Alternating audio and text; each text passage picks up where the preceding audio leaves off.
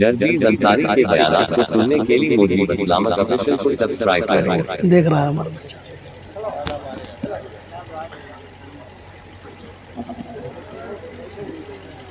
अल्हम्दुलिल्लाहि नहमदुहु व नस्तईनुहु व नस्तगफिरुह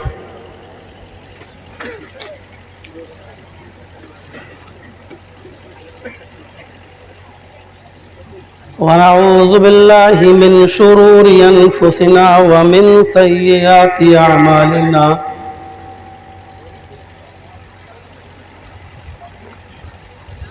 मन यहदिहिल्लाहु फला मुज़िल्ल लहु व मन युज़लिल्हु फला हादिय लहु।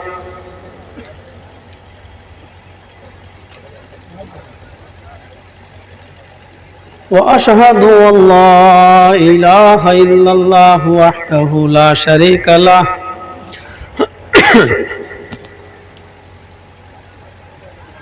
व अशहदु अन्न मुहम्मदन अब्दुहु व रसूलुहु। अम्मा बाद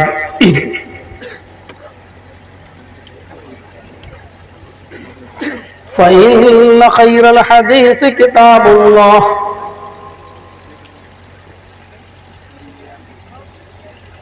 व खैरल हदी हदी मुहम्मदिन सल्लल्लाहु अलैहि वसल्लम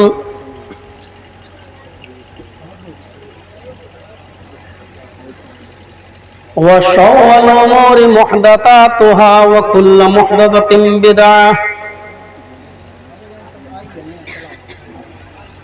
व कुल्लु बिदअतिन ज़लालह व कुल्लु ज़लालतिन फिन्नार।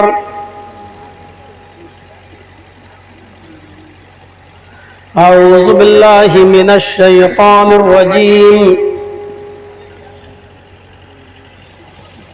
बिस्मिल्लाहिर रहमानिर रहीम।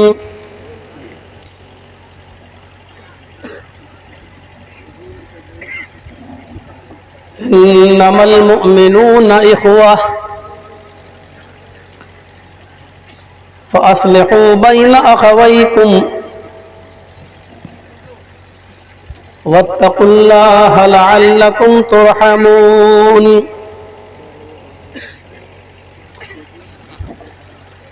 रब्बि इश्रह ली सदरी व यस्सिर ली अमरी वहलुल उक़दतम मिन लिसानी यफ़क़हू क़ौली।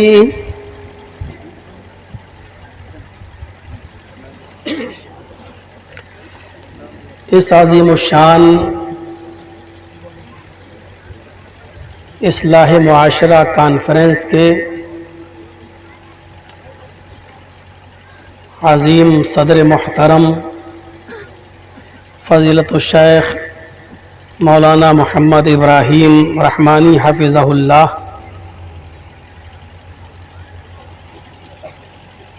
इस इजलास के नाज़िम शेख अब्दुर्रहीम अमीनी हफ़िज़हुल्लाह,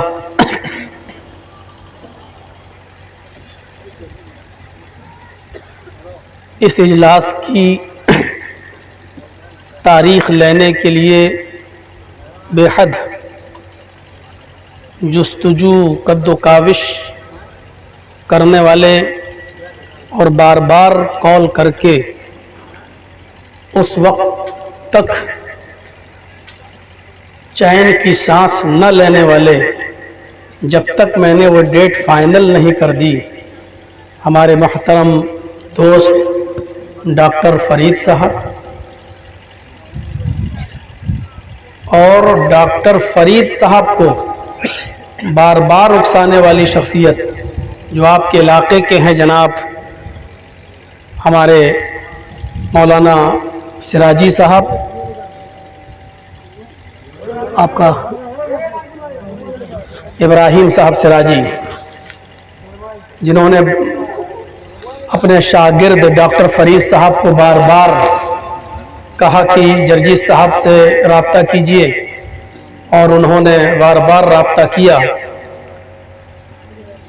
बहरहाल ये तारीख़ आपको मिली और अल्लाह रब्बुल आलमीन ने मुझे इस इजलास में पहुँचने की तौफीक बख्शी। स्टेज पर इतने उलमा हैं कि हम सबका एक एक करके नाम नहीं ले सकते। मौलाना नसीम मदनी हफिज़हुल्लाह, अहमद हुसैन फैज़ी हफिज़हुल्लाह और दीगर हमारे मुअक्कर उलमा जो स्टेज पर बैठे हैं, जिन्होंने अब तक रात के आधी रात गुजर जाने के बाद भी अब तक जमे हुए हैं और बैठे हैं दिल जमाई के साथ, और क़ुर्ब जवार से तशरीफ़ लाने वाले अतराफ़ व अकनाफ़ से आए हुए हमारे मुअज़्ज़ज़ सामईन हज़रात, जो इशा की नमाज से लेकर अब तक मुख्तलिफ़ उलमा को उन्होंने सुना, मुख्तलिफ़ अनावीन पर उनके मुख्तलिफ़ उसलूब व लहजे में उनकी गुफ्तगू को सुना। बस दुआ है इस बात की कि अल्लाह रब्बुल आलमीन हमें और आपको, यानी कहने वालों को भी और सुनने वालों को भी अमल करने की तौफीक अता फरमाए। इस्लाह मुआशरा कॉन्फ्रेंस या इस्लाह मुआशरा के नाम से जो इजलास यहाँ मुनाकिद किया गया है, ये बहुत ही उजलत में आपको वक्त मिला है, वरना लोग 2-2 महीने 3-3 महीना पहले से डेट ले लेते हैं और फिर उसका इंतज़ाम करते हैं, उसी वक्त लग जाते हैं। ऐसे मौके पर मैं नहीं भूलूंगा अपने साथ आए हुए हमारे डॉक्टर अब्दुल कादिर साहब, जो इस वक्त स्टेज पर बैठे हुए हैं हमारे साथ। ये लखनऊ ही से हमारे साथ चले हैं, इनको मैं लेकर आया हूँ। अभी आपने सुना होगा हमारे वालिद साहब की तबीयत नासाज थी, मैंने अपने फेसबुक पर भी डाला था और काफ़ी लोगों ने दुआओं से नवाजा। आप ही का एक हॉस्पिटल है लखनऊ में, इंजीनियरिंग कॉलेज चौराहे पर, अल्फ़ा हॉस्पिटल के नाम से, उसी हॉस्पिटल में मैंने अपने वालिद मोहतरम को एडमिट किया था। आपकी जानकारी के लिए बता दूं कि मेरे वालिद मोहतरम इस वक्त 75 साल की उम्र के हैं। उनका एक लंग्स, एक फेफड़ा उनका बिल्कुल ख़राब हो चुका है, दूसरे फेफड़े पर चल रहे हैं। कमज़ोरी काफ़ी है, 34-35 किलो शायद वज़न रह गया है और काफ़ी दिक्कत थी, सांस लेने में परेशानी थी। आप हमारी जमात से मुंसलिक हैं डॉक्टर अब्दुल कादिर साहब, मैंने इन्हीं के हॉस्पिटल में एडमिट किया और अल्हम्दुलिल्लाह काफ़ी दिल जमाई के साथ डॉक्टर साहब और उनकी पूरी टीम ने, और जो उस मर्ज़ का स्पेशलिस्ट डॉक्टर था, उन्होंने देखभाल की और कुछ दिन में हमारे वालिद मोहतरम को कुछ आराम मिला, हॉस्पिटल से डिस्चार्ज हुए, अब वो इटावा जा चुके हैं। दुआ कीजिए अल्लाह रब्बुल आलमीन से कि अल्लाह रब्बुल आलमीन हमारे वालिद मोहतरम को मुकम्मल शिफा अता फरमाए। एक बाप होने के नाते एक बेटे का गम था उनको, जब हम, जैसा कि अमीनी साहब ने जिक्र किया, किसी हासिद होता है, मुख्तलिफ चीज़ें होती हैं और कोई एक चीज़ किसी के हसद का ज़रिया बन जाती है। इलेक्शन इंतखाब होता है हमारी जमीयत और जमात का, वो आप जानते हैं कि जमात का अमीर प्रेसिडेंट कौन बनेगा। अब लोगों ने मुझे वहाँ से इटावा से और फिर यूपी से, हमको वहाँ का मगरबी यूपी से अमीर बना दिया। तो इसी बात की टेंशन में और इसी बात की ज़िद में उसको जब वोट कम मिले और वो हार गया या उसको उस लायक नहीं समझा, तो उसने बहुत से इल्ज़ामात लगाने की कोशिश की और जब कोई इल्ज़ाम लगाने में कामयाब नहीं हो सका तो बनारस में एक भाड़े की और किराए की कोई लड़की लाकर उसने हमारे मुकाबले में खड़ा करके कई लाख रुपया देकर हमारे खिलाफ उसने बयान दिलवाया। बहरहाल झूठ का कोई सर और पैर नहीं होता है। आप देख रहे हैं आसाराम बापू को आज तक बेल नहीं मिली, राम रहीम को आज तक बेल नहीं मिली, चिन्मयानंद देख लीजिए आज भी बेल नहीं मिली। अल्हम्दुलिल्लाह, अल्लाह का शुक्र है केस में कोई दम नहीं थी, इसलिए बनारस की कोर्ट दबाव में आकर फैसला तो सुना दी, लेकिन हाई कोर्ट में जब हमारा मुकदमा गया तो हाई कोर्ट के जज को ये कहना पड़ा कि मोहम्मद जर्जीस को राजनीतिक षड्यंत्र का शिकार बनाया गया है। और पूरी फाइल देखने के बाद ऐसा लगता है कि मीडिया के दबाव में आकर लोअर कोर्ट ने ये सजा सुनाई है। पूरी फाइल पढ़ने के बाद ये शख्स एक दिन भी जेल में रहने के लायक नहीं है, इसलिए इमीडिएटली बेल यानी तत्काल इनको जेल से छोड़ा जाए। ये तत्काल का लफ्ज, इमीडिएटली का लफ्ज बहुत कम लोगों के साथ लगाया जाता है। हाई कोर्ट के अंदर नहीं चल पाया और हमें फौरन हमको वहां से बेल मिली। 5-6 महीना, जिसको 10 साल की सजा सुना दी गई हो वो 5 और 5.5 महीने में बाहर आ जाए, ये बहुत बड़ी बात है। वरना हमारा दुश्मन तो ये चाह रहा था कि 10 साल पूरे करके निकले। डॉक्टर फरीद साहब वाकिफ हैं, कई मरतबा हमसे मिलने आ चुके थे बनारस में, हर महीने आते थे, बहुत सा कुछ सामान लेके आते थे। मैं इनका शुक्रगुजार हूँ। इन्होंने हमारे जेल में जाने के बाद हमारे वालिद मोहतरम को भी तसल्ली दी। इसको बंद कर दीजिए, ये बहुत आवाज़ वाला, या फिर उस माइक को घुमा दीजिए। तसल्ली दी, हमारे बच्चों का भी ख्याल रखा। और आज मैं आपके इस इजलास में अकेले नहीं, अपनी फैमिली के साथ भी आया हूँ। बच्चों की छुट्टी थी, जून में अक्सर स्कूल बंद रहते हैं, तो मैंने कहा चलो, तो मैं अपनी फैमिली के साथ भी आया हूँ। मेरा छोटा बच्चा तो यही बैठा हुआ है, ये आप देख रहे हैं। इससे बड़ा बच्चा हमारा वहाँ है, वो दोनों स्टेज पर बैठे हुए हैं। दुआ कीजिए अल्लाह रब्बुल आलमीन इन बच्चों को भी नेक और सालेह बनाए। तो मेरे भाइयों, इस्लाह मुआशरा इस जो इजलास रखा है, मैं दुआ करता हूँ अल्लाह रब्बुल आलमीन से, जिन लोगों ने भी इसमें बढ़ चढ़कर हिस्सा लिया है, जिन लोगों ने इसमें बढ़ चढ़कर हिस्सा लिया, जैसा भी, अल्लाह रब्बुल आलमीन उनको दिन दूनी और रात चौगुनी तरक्की अता फरमाए।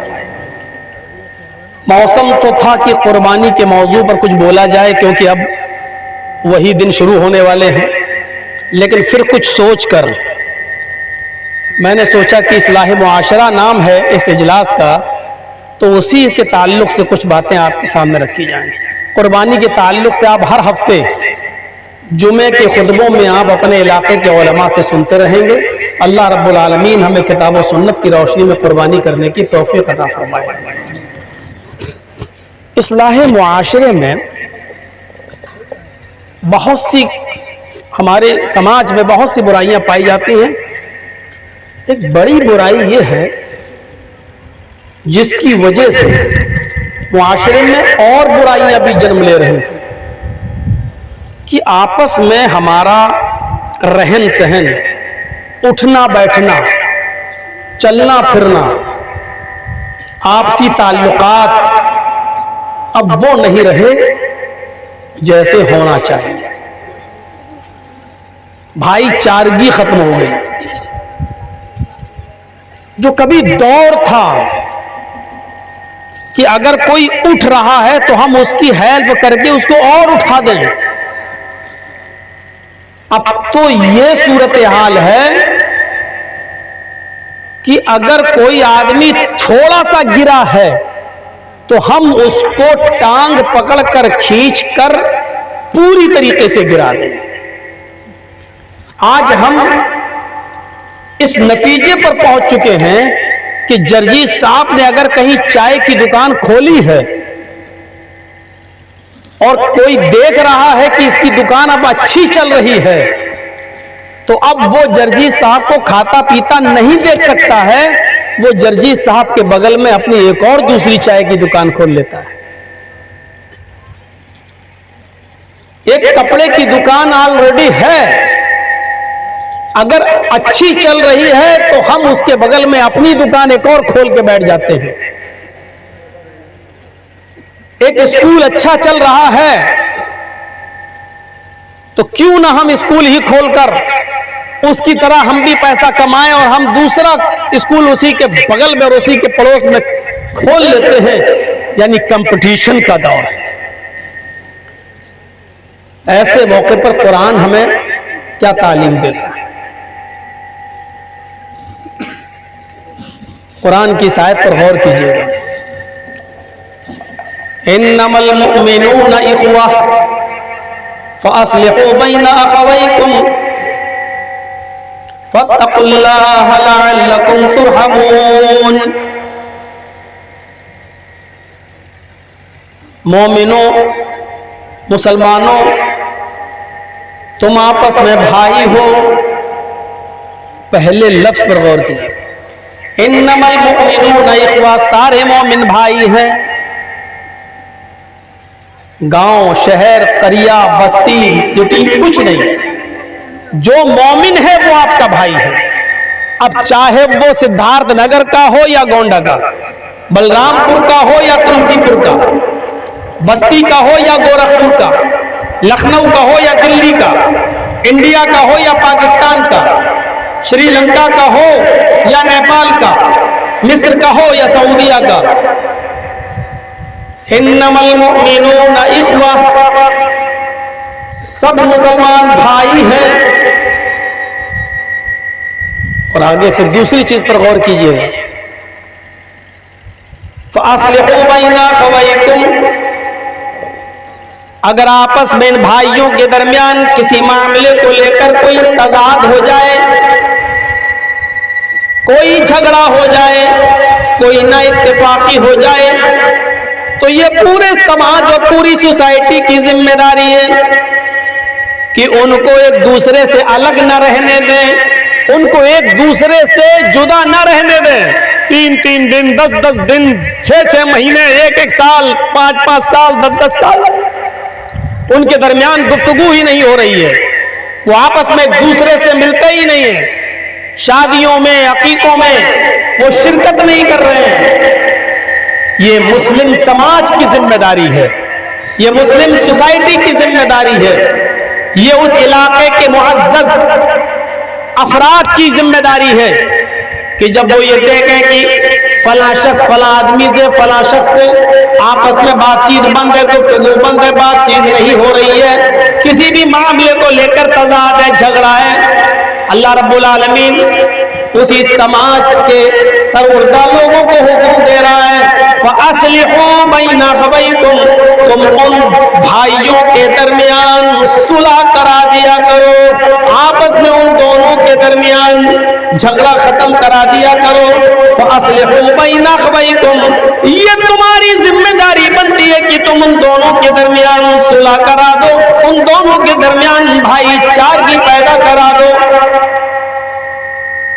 फत्तकुल्लाह, हर हाल में अल्लाह से डरते रहना, अल्लाह से डरते रहना। यानी जब सुलह कराने जाओ तो उधर भी अल्लाह से डरना। यहां बड़ी अजीब बात कही अल्लाह ने, अल्लाह से डरते रहना। क्यों? क्योंकि जब आप सुलह कराते हैं तो उस वक्त थोड़ी सी रूह रियायत हो जाती है।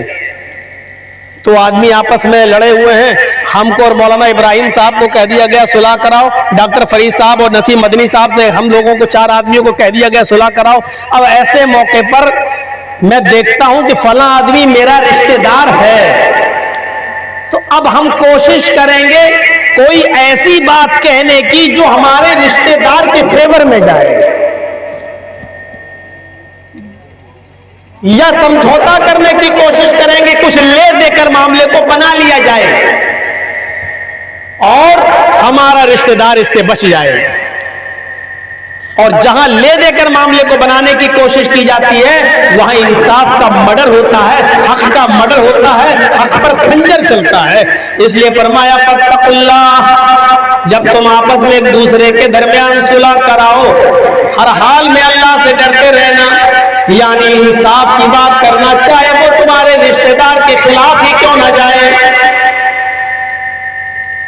अल्लाह से डरते रहना, लअल्लकुम तुरहमून, ताकि तुम्हारे ऊपर रहम किया जा सके।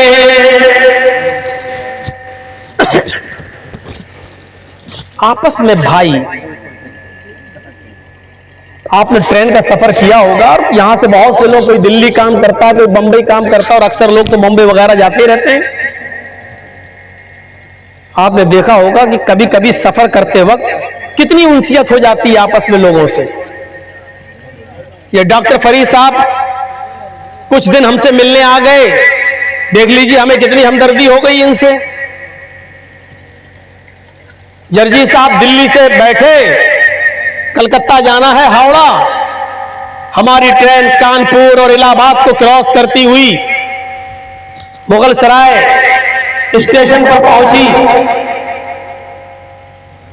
देख रहा हूं कि हमारे बगल में भी एक साहब बैठे हुए हैं, माशाल्लाह उनकी भी दाढ़ी है, अलग सलैक हो गया, बातचीत होने लगी। आपका नाम? जी मोहम्मद जर्जीस। जर्जीस साहब ने भी पूछ लिया, अच्छा भाई आपका नाम?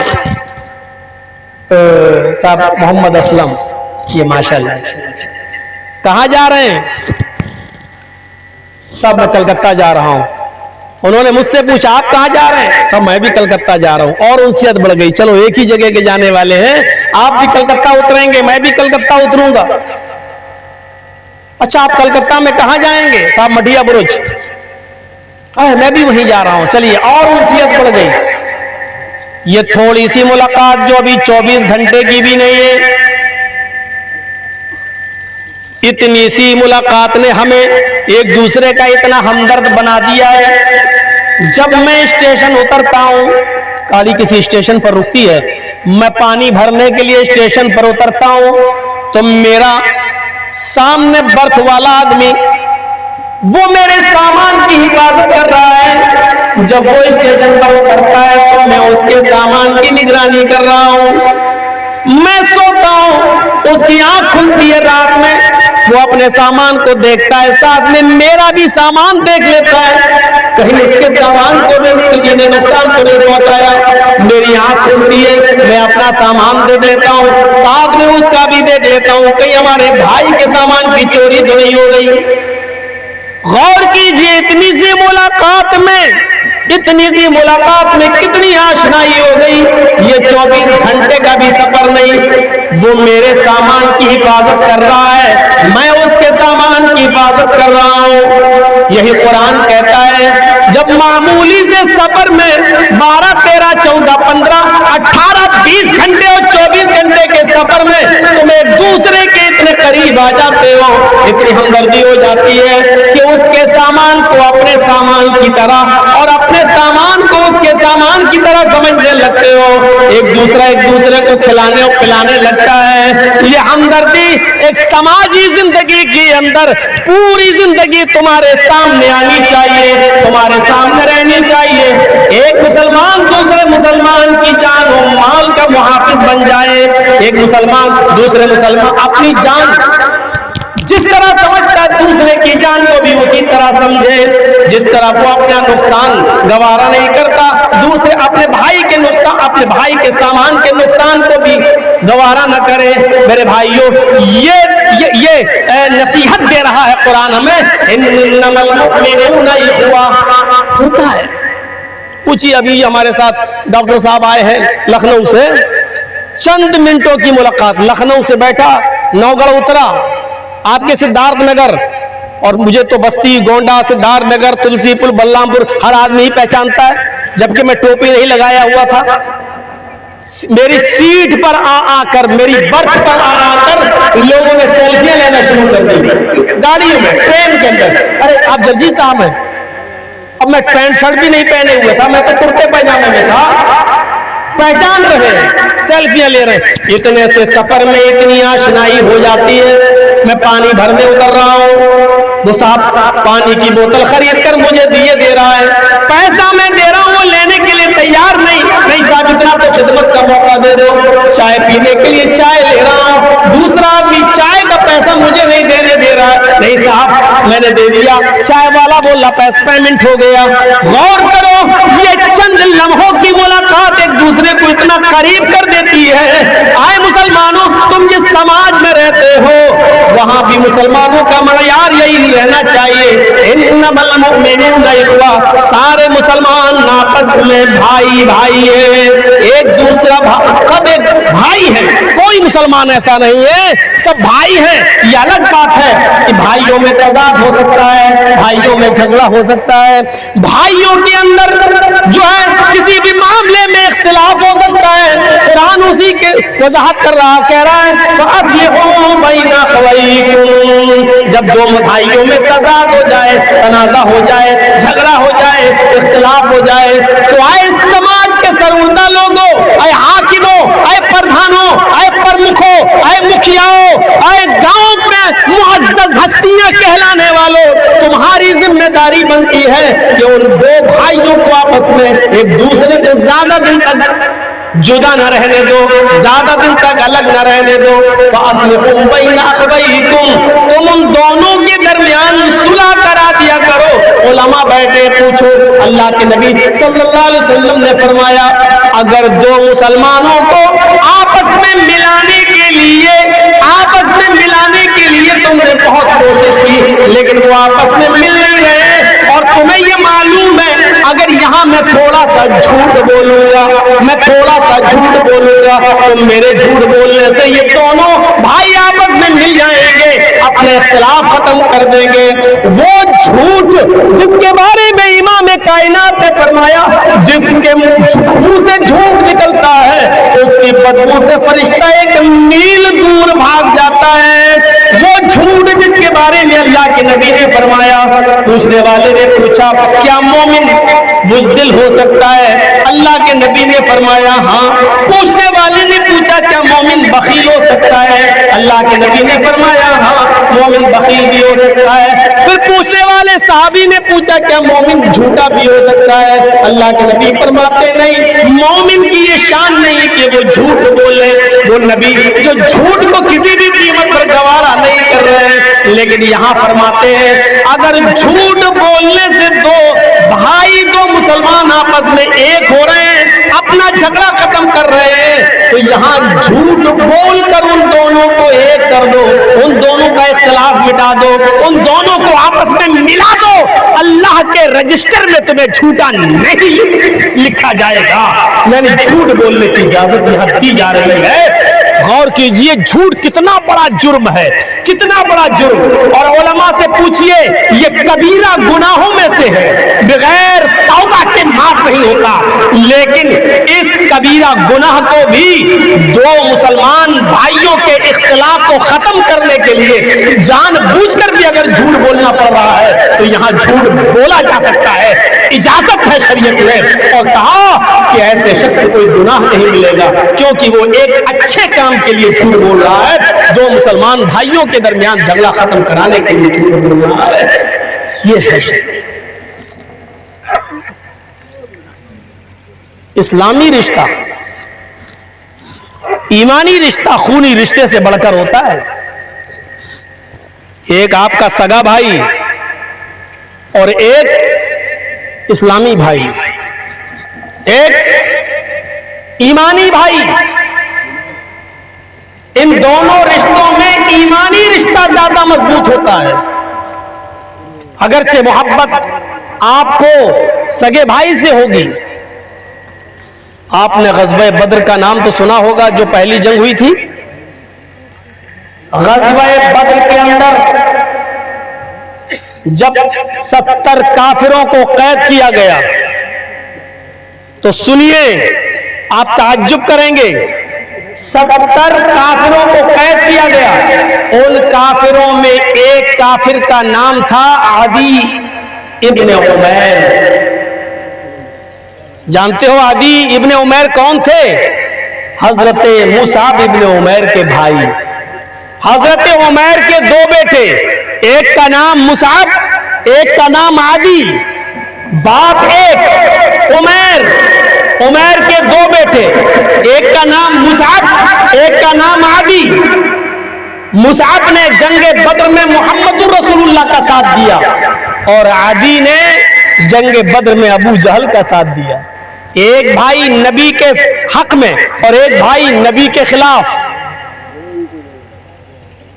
जब 70 काफिरों के पैरों में बेड़ियां डाली जा रही थी, अल्लाह के नबी ने मुतय्यन कर दिया था।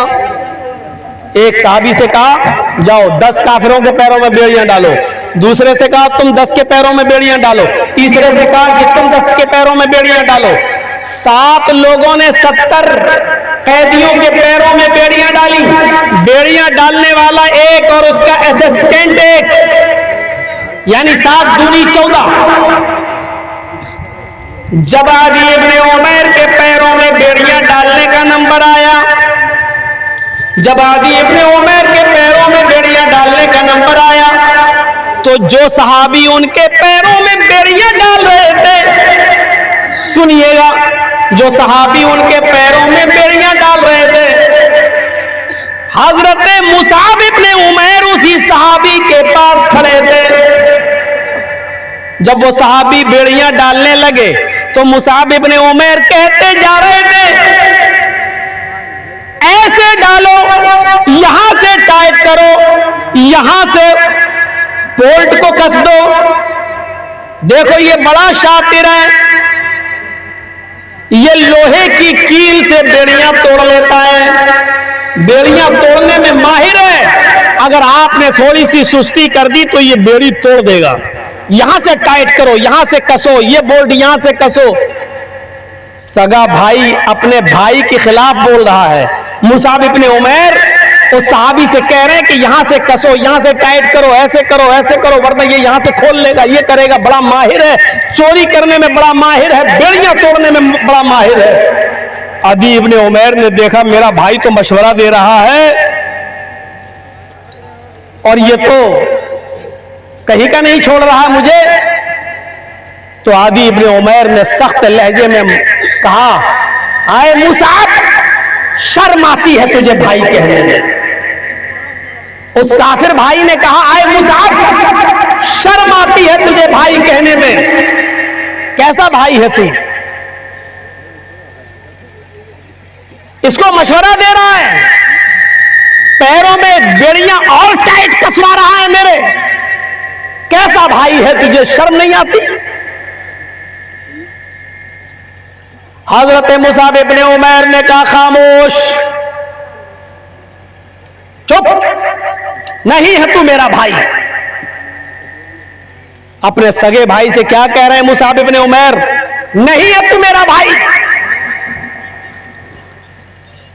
आदी ने कहा, मैं तुम्हारा भाई नहीं हूं। आए मुसाब, क्या तुम उमैर के बेटे नहीं हो? क्या तुम्हारा बाप उमैर नहीं है? क्या उमैर का खून तुम्हारी रगों में नहीं दौड़ रहा है? हजरत मुसाब इब्ने उमैर ने कहा, हाँ यादी, ये सच है कि तेरी रगों में भी उमैर का खून है और मेरी रगों में भी उमैर का खून। ये सच है कि तू भी मेरे बाप का बेटा है और मैं भी अपने बाप का बेटा हूं।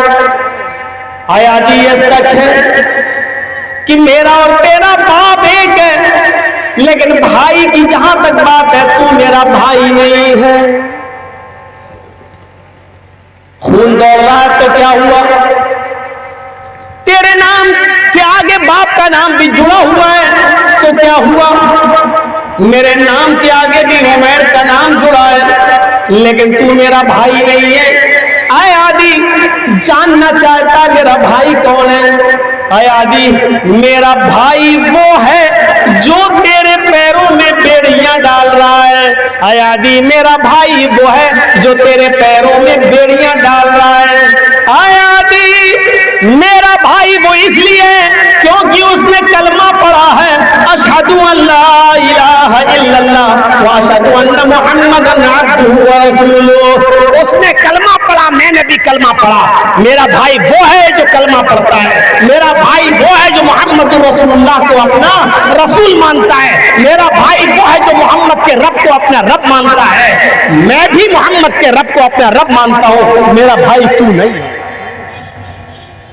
इस वाक़े से आप अंदाजा लगा सकते हैं कि हजरत मुसाब इब्ने उमैर ने उस सहाबी को ज्यादा तरजीह दी जो उसके पैरों में बेड़ियां डाल रहा था, क्योंकि वो कलमा पढ़ता था, अशहदु अल्ला इलाहा इल्लल्लाह। अपने सगे भाई को ये कहकर रिजेक्ट कर दिया, तू मेरा भाई नहीं है। काहे का भाई? कैसा भाई? खूनी रिश्ता उतनी अहमियत नहीं रखता जितना ईमानी रिश्ता है। यहां जितने बैठे हैं बताओ ईमानदारी के साथ, यहां जितने बैठे हैं बताओ ईमानदारी के साथ, सब ईमानी रिश्ते से भाई भाई हैं कि नहीं? कलमा वो मुसलमान है। फिर क्या बात है जब इस्लामी रिश्ता, ईमानी रिश्ता खून के रिश्ते से ज्यादा अहमियत रखता है तो फिर क्या बात है? फिर अपने ही ईमानी रिश्ते के भाई से कैसा कंपटीशन, उसको नुकसान पहुंचाना कैसा, उससे मुकाबला करना कैसा, उसको गाली देना कैसा, उससे झगड़ना कैसा, उसी के खिलाफ, उसी के बगल में अपनी दुकान खोलकर उसको परेशान करना, उससे कंपटीशन करना कैसा। आइए मैं आपको अल बिदाया व नहाया से हाफिज इब्ने कसीर की किताब अल-बिदाया व निहाया से एक वाक़या बयान करता हूँ। क्या जमाना था, दो सहाबी रसूल हैं, सहाबी जिन्होंने नबी को अपनी आंखों से देखा, दो सहाबी, और दोनों सहाबी की दुकान पास पास, दोनों भाइयों की दुकान पास पास। इस सहाबी के भी कपड़े की दुकान ये, इस सहाबी की भी कपड़े की दुकान ये। एक कस्टमर आता है कपड़ा खरीदने के लिए, एक कस्टमर आता है कपड़ा खरीदने के लिए, एक सहाबी की दुकान में जाता है, कपड़ा दिखाओ, बात कपड़ा देखा, तय हुआ, लेके चला आया, कपड़े का एक थान खरीद लिया। थोड़ी देर के बाद एक और कस्टमर आया, दूसरा थान भी उसने बेच दिया। थोड़ी देर के बाद एक और कस्टमर आया, उसी दुकान पर गया, उसने बातचीत की और उसने तीसरा थान भी खरीद लिया। चौथी बार एक और कस्टमर आया, जिस सहाबी की दुकान पे बार बार कपड़ा खरीदने गया और कस्टमर आ रहा है, उसी दुकान पर चौथा कस्टमर भी पहुंच गया। लेकिन अब दुकानदार सहाबी ने सोचा, या अल्लाह, मैं सुबह से बैठा हूं, जुहर का वक्त हो गया है, मुझे मालूम है कि मेरे कपड़े के 3 थान बिक चुके हैं, मेरी मजदूरी इतनी हो चुकी है, मुझे इतना प्रॉफिट हो चुका है कि आज का खाना आराम से घर पे पक जाएगा, चूल्हा जल जाएगा, मेरे बीवी और बच्चे आराम से खाना खा लेंगे। लेकिन मेरे बगल में, मेरे पड़ोस में जिस भाई की दुकान है, सुबह से लेकर अभी तक उसकी दुकान पर एक भी कस्टमर नहीं आया, उसका एक भी कपड़ा नहीं बिका, उसकी भी तो बीवी है, उसके भी तो बच्चे हैं, वो बेचारा अपनी बीवी को क्या खिलाएगा, वो बेचारा अपने बच्चे को क्या खिलाएगा। ये सहाबी रसूल बार बार इसी बात को सोच रहे हैं और चौथे कस्टमर से कहते हैं, ऐसा भाई, आप ये कपड़ा मेरी दुकान पर लेना चाहते हैं, वो खत्म हो चुका है, वो 3 थान तीनों बिक चुके हैं। अब वैसा ही बल्कि उससे भी अच्छा कपड़ा मेरे भाई की दुकान पर मौजूद है, वो पड़ोस में आप चले जाइए और वहां से खरीद लीजिए, मुझसे भी अच्छा कपड़ा वहां मिल जाएगा आपको। और उसने वहां रिफर कर दिया और उस सहाबी ने भी कपड़ा बेच दिया, उसकी भी मजदूरी हो गई, उसकी भी कुछ इनकम हो गई। क्या ये तसव्वुर आज के इस दौर में किया जा सकता है? इन्नमल मुमिनूना इख्वा का तकाजा क्या कहता है? 3 कपड़ा मेरे बिक चुके, मेरी बीवी बच्चे खा लेंगे, हो गया, इसका एक भी नहीं बिका, मेरे पास आने वाले कस्टमर को मैंने उसके पास भेज दिया, जाओ, वो हमसे भी अच्छा कपड़ा बेचता है, उससे ले लो, और उसने दूसरे का कपड़ा बिकवा दिया। ये कौन सा तसव्वुर था? हमारे नबी तो ये तालीम देने आए थे कि तुम दूसरे की भी हमदर्दी अपने अंदर पैदा करो, और यही तो गमख्वारी थी, यही तो इस्लाम की तालीम थी। इस्लाहे मुआशरा इजलास के हवाले से हमें गौर करना चाहिए और सोचना चाहिए, क्या ये चीज है हमारे मुआशरे में? इस्लाम क्या कहता है? आज ये भाईचारगी खत्म हो चुकी है। यहां तो हाल ही दूसरा है, यहां तो यह है कि 3 कस्टमर आ गए, चौथा भी अगर उसकी दुकान पे जा रहा है, जबकि मालूम है कि उसके दुकान पे एक भी नहीं गया, तो चौथा भी पहले ही से चीखने लगते हैं, भैया इधर आओ, इधर आओ, इधर आओ। और कुछ एजेंट रखते हैं, एजेंट, वो 10 कदम आगे बढ़कर उसको ले आता है, पकड़ कर, लीजिए साहब, चौथा भी हमसे खरीदो, 5वां भी, वो बेचारा भूखा मर रहा, मर दे। कितना खाओगे, क्या करोगे? अच्छा, ऐसा नहीं लगता कि ये सिफत कुत्तों की होती है? गांव में एक बैल मर गया, गांव में एक बैल मर गया,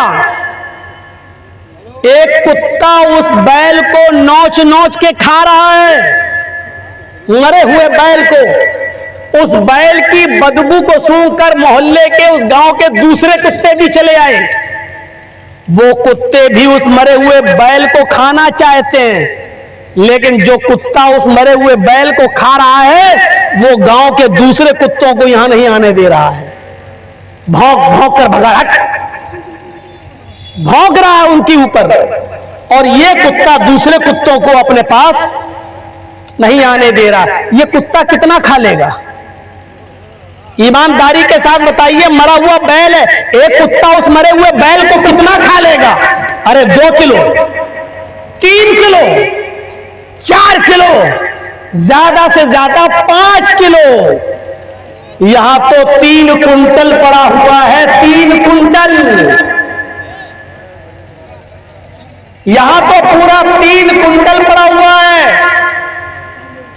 लेकिन कुत्ते की सिफत यह है, सड़ता है तो सड़ जाए, फिकता है तो फिक जाए, नालियों में बहता है तो बह जाए, खराब होता है तो हो जाए, लेकिन मैं दूसरे कुत्ते को नहीं खाने दूंगा। ईमानदारी के साथ बताइए, यही नौयत आज हमारी है कि नहीं है?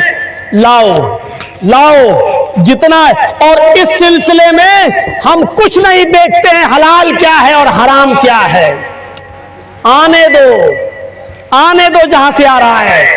नबी अकरम जनाब मोहम्मद रसूलुल्लाह सल्लल्लाहु अलैहि वसल्लम से एक सहाबी ने पूछा, आय अल्लाह के नबी, मुझे या तो कोई ऐसा अमल बता दीजिए जो अमल मैं करूं, जिस अमल पर मैं, जो काम मैं करने लगूं, या कोई ऐसी दुआ बताइए कि जिस दुआ को मैं पढ़ना शुरू कर दूं, उस दुआ को पढ़कर या उस काम को करने के बाद मैं मुस्तजाबुद दावत हो जाऊं।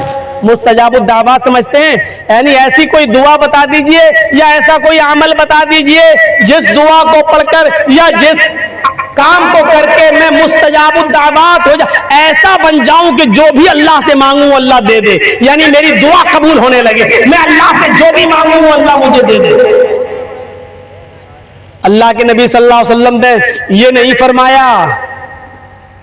पूछा, अच्छा तुम ये चाहते हो कि तुम अल्लाह से जो भी मांगो अल्लाह तुम्हारी सुन ले, यानी तुम्हारी दुआ कबूल होने लगे? कहा हाँ। अल्लाह के नबी ने ये नहीं फरमाया कि तुम 5 वक्त की नमाज पढ़ने लगो।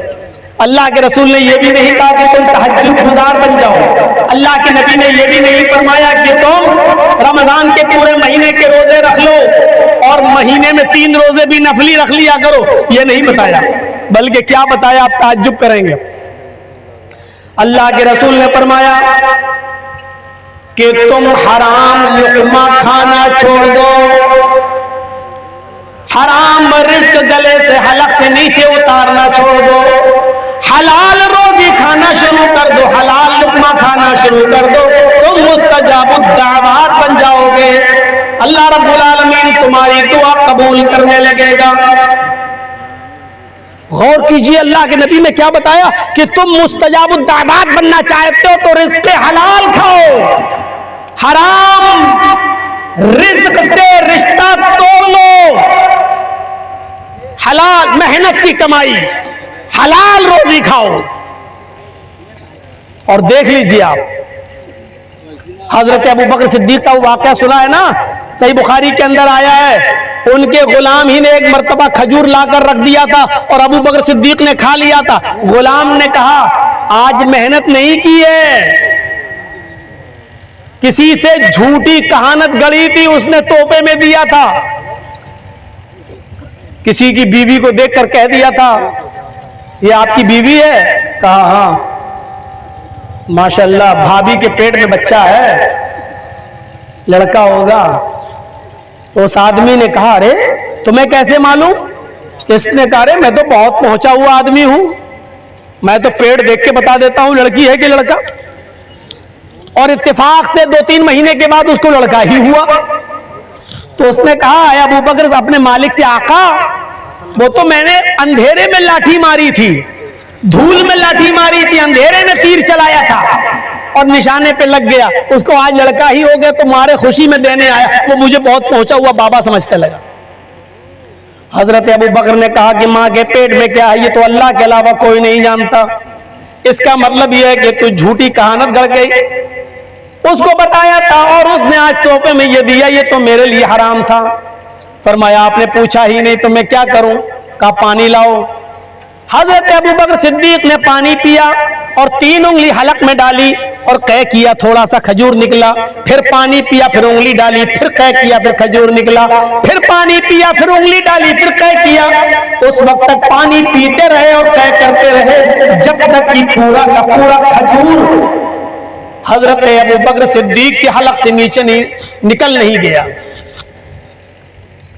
और जब निकल गया तो क्या कहा अपने गुलाम से, जब कोई हराम का एक लुकमा खाता है अल्लाह ताला उसके दिल पर एक स्याह नुक्ता बिठा देता है।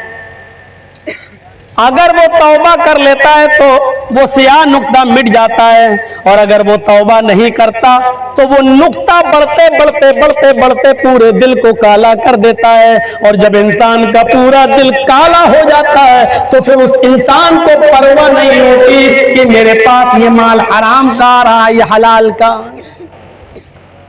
और यकीन ना आए तो देखो,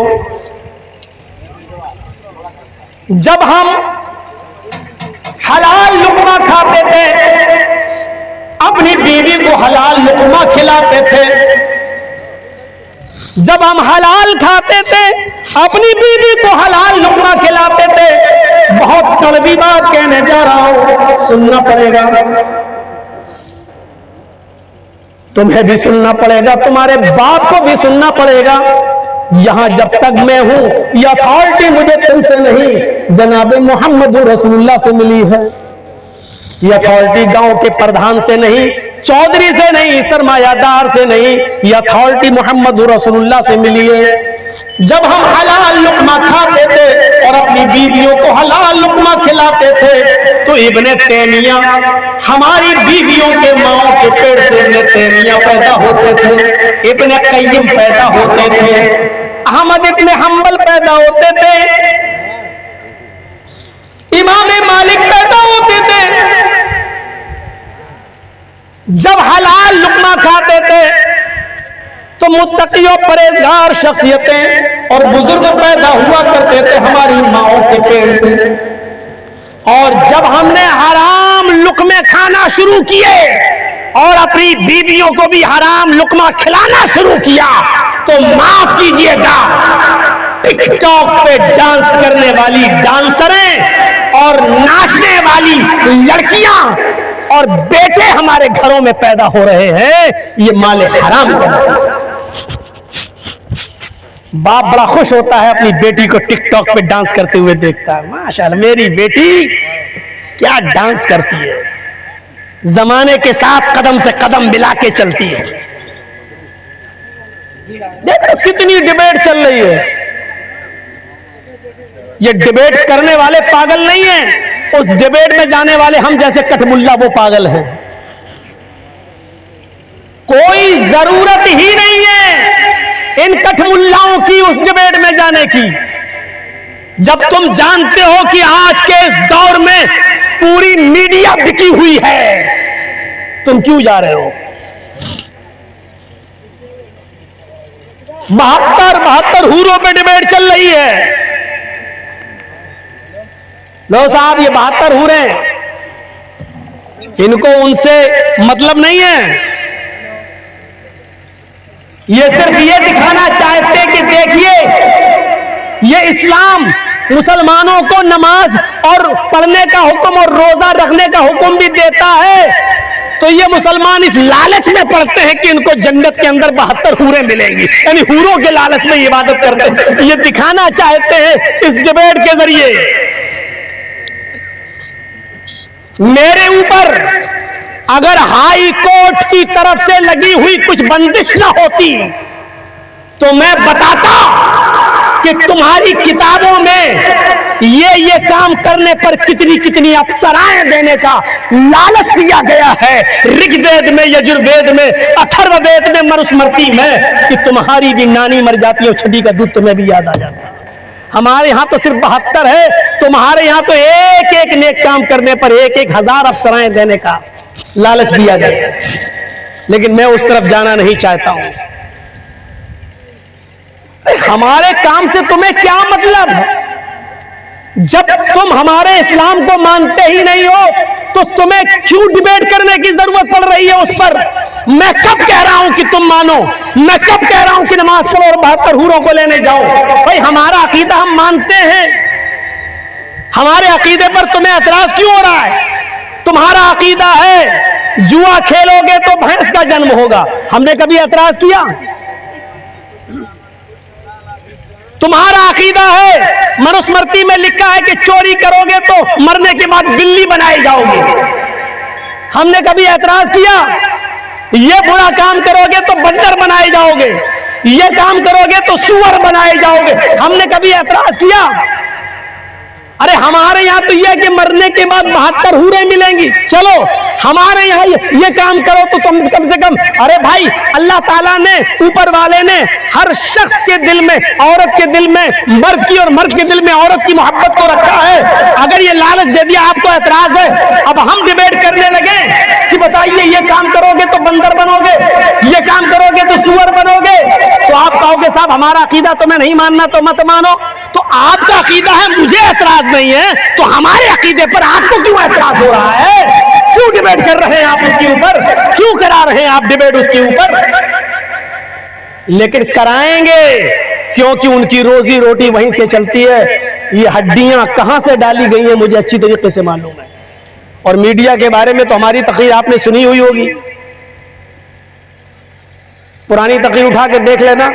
कोई आदमी अगर जमुना में, गंगा में डूब के मर रहा है और मीडिया वाले वहां पहुंच जाएं और देख रहे हैं कि ये आदमी डूब रहा है, जल्दी से जाऊं और उसको बचा लूं, तो मीडिया वाला डूबते हुए आदमी को बचाएगा नहीं, अपना कैमरा फेंक के नहीं उसको डूबते हुए आदमी को बचाएगा नहीं, बल्कि वो डूब रहा है तो उसके मुंह में माइक घुसड़ के पूछेगा डूबते हुए कैसा लग रहा है, इस वक्त आप कैसा महसूस कर रहे हैं, इस वक्त आपको कैसा लग रहा है। ये है आज की मीडिया। उस डूबते हुए आदमी के मुंह में भी माइक घुसड़ के पूछेंगे, वो कहेगा भाई कमीने पहले निकाल तब जूता मार के बताऊंगा कि कैसा लग रहा है, तुझे धक्का देके डुबो दूंगा फिर पूछूंगा अब बता तुझे कैसा लग रहा है। तो आजकल की मीडिया ये हो चुकी है और इतनी गालियां खा रहे हैं, इतनी गालियां खा रहे हैं, लेकिन क्या करें, हराम माल लोगों को बेशरम बना देता है, हराम माल लोगों को बेशरम बना देता है। देखिए अभी आपने सुना होगा बुलंदशहर के अंदर जो 4 मंदिर के अंदर मूर्तियां तोड़ी गई, मीडिया वालों ने पहले ही फैसला करके कर दिया कि देखिए कौन है के तार कौन से ISI के एजेंटों से जुड़े हैं, कहां हैं ये, पहले ही साबित कर दिया। और बाद में वहां के SP ने बताया कि ये चारों पकड़े गए लोग हिंदू हैं, कोई मुसलमान नहीं है। तब देखो बेचारा ऐसे शर्म की वजह से सर झुकाए हुए, लेकिन माफी मांगने की हिम्मत उनकी तब भी नहीं हो रही। और तुम्हें मालूम है जब मीडिया इतनी बेशरम हो चुकी है तो ये दाढ़ी वाले कठमुल्ला वहां पहुंच के हो जाते हैं 5000 रुपए के लालच में। सिर्फ एक डिबेट का 5000 रुपए मिलता है बस, और उसी में चले जाते हैं। अरे तुम्हें कौन भेज रहा है, कौन सी तंजीम तुम्हें भेज रही है? मुस्लिम पर्सनल्ला नहीं भेज रहा है, जमात अहले हदीस नहीं भेज रही है, जमीयत उलमा नहीं भेज रही है, जमात इस्लामी नहीं भेज रही है, देवबंदी नहीं भेज रहे हैं, बरेलवी नहीं भेज रहे हैं, शिया नहीं भेज रहे। तुम कौन सी तंजीम की तरफ से जा रहे हो? अरे तुम्हें भेज कौन रहा है? तुम किसकी नुमाइंदगी कर रहे हो? सबसे ज्यादा इस्लाम को जलील इन कठमुल्लाओं ने किया है। अभी देखिए एक औरत चप्पल लेकर खड़ी हो गई एक मौलाना के ऊपर, सब वही खान। जब तुम इस्लाम की इज्जत करना छोड़ दोगे तो अल्लाह रब्बुल आलमीन तुम्हारी भी इज्जत उतार देगा और औरतों से तुम्हारी इज्जत उतार। लो तुम वहां डिबेट करने जा रहे हो जहां तुम्हारी चलने ही नहीं दी जाएगी। हमें भी बुलाया था, नाम नहीं लूंगा, कुछ पाबंदियां हैं मेरे ऊपर, बेल बाउंड में कुछ पाबंदियां लगाई गई हैं, इसलिए मैं नहीं नाम ले सकता। मुझे भी बुलाया गया था। थोड़ी देर के बाद एक सवाल आ गए मेरे पास, ये आपसे सवाल किए जाएंगे। मैंने कहा यार सवाल तो बड़े सख्त हैं यार। कहने का कोई बात नहीं। 5 मिनट के बाद एक दूसरा लेटर आ गया मेरे पास। मैंने कहा ये क्या है? कहा ये सवाल किए जाएंगे, आपको ये जवाब देना है। मैंने पढ़ा, मैंने कहा सवाल भी तुम्हारा जवाब भी तुम्हारा? कहने लगे हाँ, सवाल ये होगा जवाब ये देना है आपको। मैंने कहा मेरा फायदा? बोले आप पहली बार आए हो, आपको 10,000 रुपए दे देंगे। मैंने वहीं पर फाड़ा और मैंने कहा ये तो मैंने सीखा ही नहीं, सवाल भी तुम्हारे जवाब, सवाल तुम करो जवाब मैं दूंगा। आपने इसमें जो पहला सवाल किया है कि इस्लाम ने औरत को 4 दीवारी के अंदर बंद क्यों कर दिया है, औरत को आजादी क्यों दी गई, इसका जवाब आप जो मुझको से दिलवा रहे, मैं ये नहीं दूंगा।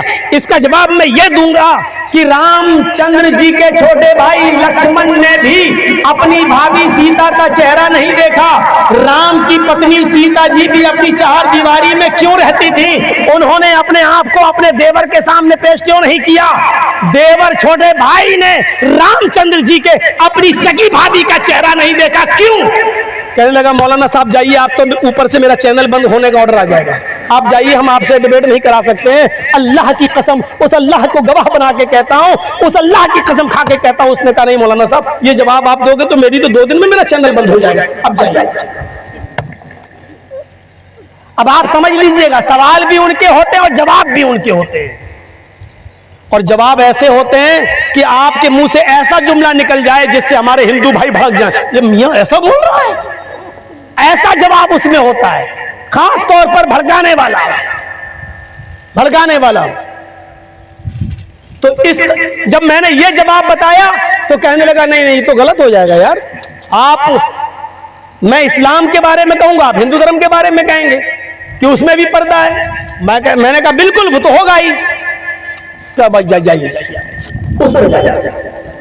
तो जब हम हलाल लुक़मा खाते थे, हमारे माओ के पेटों से इतने तैमिया इतने कय्यिम पैदा होते थे, अहमद इतने हम्बल पैदा होते थे। मेरे प्यारे भाइयों, जब से हमारी माओ ने बहनों को हमने हराम लुक़मा खिलाना शुरू किया है तो डांस करने वाले और टिकटॉक में नाचने वाली हमारे घरों में बेटियां पैदा हो रही हैं, सरों पे उनके दुपट्टा भी नहीं है, डांस रही है, कमरे मटका रही हैं और अपने इंस्टाग्राम को फॉलो बढ़ाने के चक्कर में क्या क्या कर रही हैं, उस तरफ हम जाना नहीं चाहते। हर आदमी जानता है हमारी बहनें हमारी बेटियां हैं। वो दौर कभी था पर्दे का, आज तो वो पर्दा नाम की, दुपट्टा नाम की, सर पे ओढ़नी नाम की कोई चीज भी बाकी नहीं रह गई है। मेरे भाइयों, मैं कहना यही चाहता था, ये चीज होनी चाहिए थी आज हमारे समाज और सोसाइटी के अंदर। हम अपने माँ बहनों को, अपनी बीवियों को माले हराम से बचाएं। अल्लाह के नबी ने फरमाया, अल्लाह के नबी कहते हैं मुसाफिर की दुआ अल्लाह रब्बुल आलमीन कभी रायगा नहीं करता, कभी जाए नहीं जाने देता, लेकिन वो मुसाफिर जो अपना घर मकान छोड़कर गया है, बड़ा गंदा हाल है, कपड़ों पर मिट्टी लगी हुई है, चेहरे पर मिट्टी लगी हुई है, मुसाफिर है, सफर पर है, मोहल्ले की किसी टूटी हुई मस्जिद में पहुंच जाता है, आजान की आवाज सुनता है, अल्लाहु अकबर अल्लाहु अकबर, वो मस्जिद के अंदर चला जाता है। मुसाफिर है, वुजू बनाता है, नमाज पढ़ने लगता है। मुसाफिर है, नमाज के बाद सोचता है सफर की हालत में अल्लाह मेरी दुआ कबूल करेगा। रफा यदैहि इलस्समा, उसने अपने दोनों हाथों को आसमान की तरफ उठा लिया। या रब्बी या रब्बी या रब्बी, आए मेरे रब मुझे ये दे दे, मुझे ये दे, आए अल्लाह मुझे ये दे, मुझे ये दे। ऊपर से आवाज आती है मतअमुहु हराम, मशरबू हराम, मलबसू हराम, वग़ुज़िया बिल हराम। आए मेरे बंदे, मैं चाहता हूं कि तुझे छप्पर फाड़ के दूं। आए मेरे बंदे, तू मुसाफिर है, मैं चाहता हूं तेरी झोली भर दूं। मेरे बंदे, तू जो मांग रहा है मैं तुझे देना चाह रहा है, वो गुज़िया बिल हराम, जो खून गर्दिश कर रहा है वो भी हराम का। फअन्ना युस्तजाबु लिज़ालिक, मैं तेरी दुआ सुनूं तो कहां से सुनूं, मैं तेरी दुआ कबूल करूं तो कहां से करूं। नहीं सुनता। आज अपने भाइयों के साथ हमने सारा माल हमारे पास आ जाए, वो बेचारा भूखा मर रहा है। उस गज़वे को याद करो। 3 सहाबी पड़े हुए हैं, प्यासे तड़प रहे हैं, जख्मी है, पानी पानी चीख रहे हैं। एक सहाबी पानी का प्याला लेकर एक सहाबी के पास पहुंचते हैं, जख्मी के पास। उठो, सहारा दिया कि लो पियो। इसको पिलाना चाहता है कि दूसरा चीखता है, थोड़ा सा बच जाए तो मुझे भी दे देना, मेरा गला भी सूख रहा है, मुझे भी पानी की जरूरत है। इस आदमी ने देखा है पानी तो थोड़ा है, ये साहबी मुझसे भी ज्यादा प्यासा है। उसने अपने भाई से कहा जाओ इसको पहले पानी पिला दो, बच जाए तो मुझे पिला देना। दूसरे के पास जाता है, दूसरे को उठाता है, लो पानी पियो। तीसरा चीखता है कि मैं तुमसे ज्यादा प्यासा हूँ, वो दूसरा तीसरे के पास भेज देता है, वो मुझसे ज्यादा प्यासा, उसको पिला दो, बच जाए तो मुझे देना। वो तीसरे के पास जाता है, लो पानी पियो। तीसरे के पास पानी को ले जाता है, जैसे ही उसको सहारा दे के उठाता है, क्या देखता है तीसरे की जान जा चुकी है। अब वो पानी पीने की ताकत नहीं रखता। सोचा चलो लौट कर चलो दूसरे ही को पिला दो। वो लौट कर दूसरे के पास आया, उसको पानी पिलाना चाहता है, क्या देखता है कि दूसरे की भी जान जा चुकी है, दूसरा भी अपने रब को प्यारा हो चुका है। उसने सोचा कि पहले ही के पास चलो उसको भी पानी पिला दो। वो गया और पहले को पानी पिलाना चाहता है, लेकिन क्या देखता है कि पहला भी आबे हयात से अपनी प्यास बुझा चुका है, वो भी अपनी जान जहां के सुपुर्द कर चुका है, उसका भी इंतकाल हो गया है, पानी अपनी जगह पर मौजूद है। आए एक दूसरे की दुकानों के सामने अपनी दुकान खोलने वालों, आए कंपटीशन करने वालों, अपने भाई की रोजी रोटी पर लात मारने वालों, सीखो अल्लाह के नबी ने एक प्याला पानी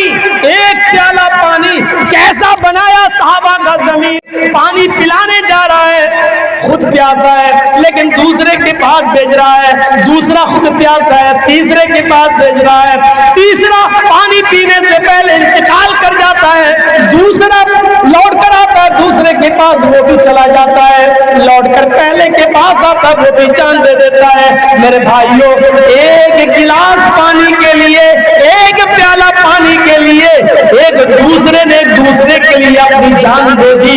ये थी मोहम्मद रसूलुल्लाह सल्लल्लाहु अलैहि वसल्लम की तालीम। वज़कुरू निअमतल्लाहि अलैकुम इज़ कुंतुम आदाअन फ़अल्लफ़ बैन क़ुलूबिकुम फ़अस्बहतुम बिनिअमतिही इख़वाना। और याद करो तुम अल्लाह की उस नेमत को जो उसने तुम्हारी ऊपर की है। इज़ कुंतुम आदाअन, कि तुम आपस में एक दूसरे के दुश्मन, मैं नहीं जा सकता इसलिए कि जिस मुखबिर ने मेरी खबर दी है कि मैं फला के घर में छिपा हूं, उस मुखबिर को यह मालूम होगा कि तुम दोनों के साथ हूं मैं, तुम दोनों ने मुझे पकड़ लिया है। उस मुखबिर को यह मालूम होगा।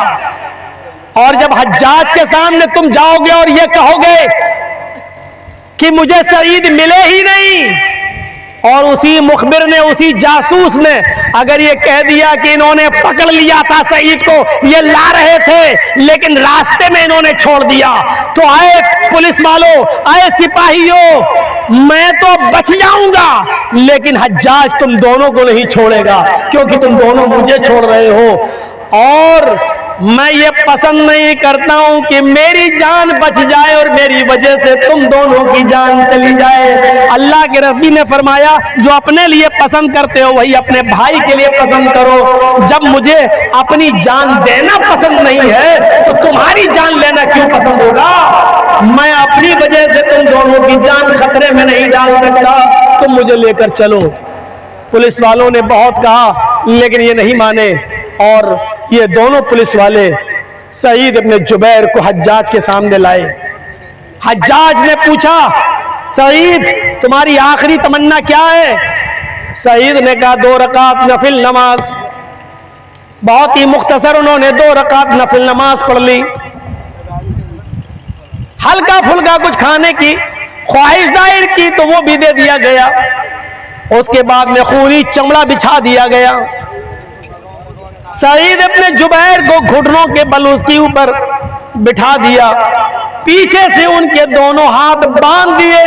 सईद इब्न जुबैर के पीछे से दोनों हाथ बांध दिए और उनकी गर्दन को नीचे डाल दिया गया।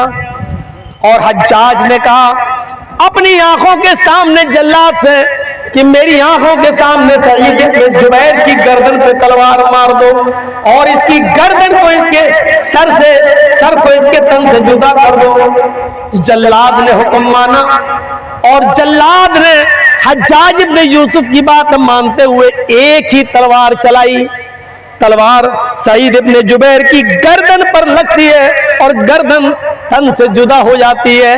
मेरे प्यारे साथियों, पूरा वाकया बयान करने का मकसद सिर्फ यह है कि सईद इब्न जुबैर ने अपनी जान दे दी, लेकिन अपने आप को बचाने के लिए उन दोनों मुसलमान सिपाहियों की जान खतरे में नहीं डाली।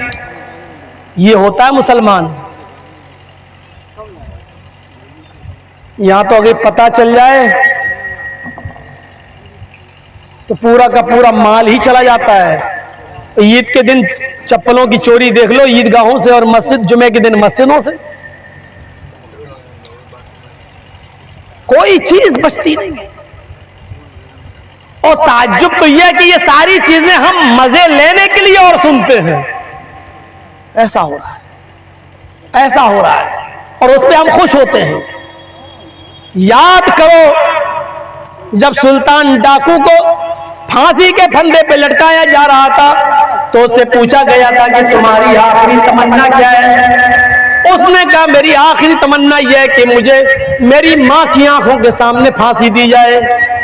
उसकी मां को बुलाया गया, आए सुल्तान ले तेरी मां तेरी आंखों के सामने करी है, क्या और भी कोई आखिरी तमन्ना है। सुल्तान डाकू ने मुस्कुराते हुए कहा हाँ एक और तमन्ना है। कहा क्या। मुझसे पहले मेरी मां को फांसी दी जाए। कहा नहीं ये नहीं हो सकता।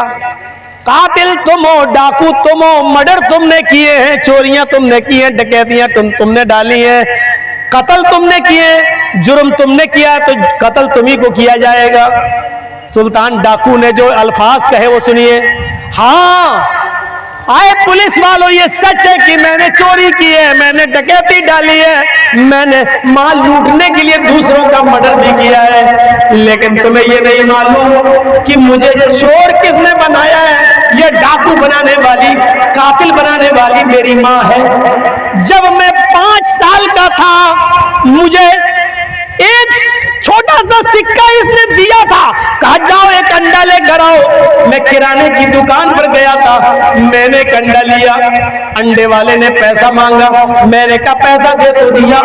उसने समझा कि पैसा दे दिया है, मैं झूठ बोल दिया, मैंने अंडा ले लिया, पैसा भी बचा लाया और अंडा भी लेकर आया। मैंने वो अंडा अपनी माँ को दिया। माँ ने पूछा बेटा ये पैसे कैसे बच गए। मैंने तरीका बताया।